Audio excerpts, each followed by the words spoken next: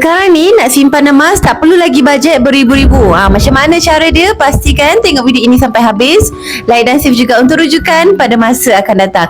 Bagi tuan-tuan yang belum tahu, sekarang ni dekat Public Gold kita boleh simpan dengan serendah RM100 menggunakan akaun emas Public Gold macam ni. So tuan-tuan, bila kita ada akaun emas Public Gold macam ni, kita boleh simpan ikut bajet kita minimum RM100. Contoh bulan ni kita ada bajet RM100, boleh tambah RM100. Bulan depan kita ada bajet RM1,000, boleh tambah RM1,000.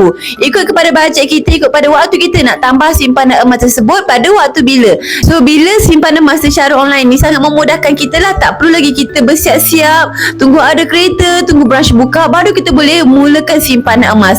Dari rumah sahaja, dari office, dari dalam kereta, dari mana-mana sahaja, asalkan ada handphone, ada wifi dan ada akaun Public Gold, kita boleh terus mulakan simpanan emas kita, boleh terus tambah ikut bajet. Malah simpan melalui akaun Public Gold ni bukan hanya terhad kepada orang yang dewasa. Ibu bapa juga boleh simpankan untuk anak-anak mereka, walaupun anak-anaknya baru berusia 1 minggu.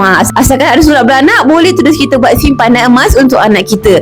Yang sudah pun boleh simpan emas ikut bajet. Ada 100, boleh tambah 100. Ada duit tambahan daripada MARA, daripada JPA, asingkan sikit untuk buat simpanan untuk masa depan. Yang bekerja pastinya boleh asingkan 20% daripada gaji untuk buat simpanan emas setiap bulan.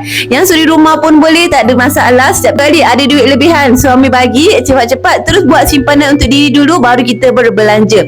So macam mana nak ada akaun emas Public Gold ni? Senang sahaja. Klik saja link dekat profil saya untuk daftar akaun secara percuma dan terus mulakan simpanan emas hari ini dengan serendah RM100 sahaja.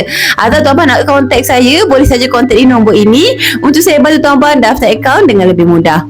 Akhir kata, macam biasalah, senangnya nak simpan emas.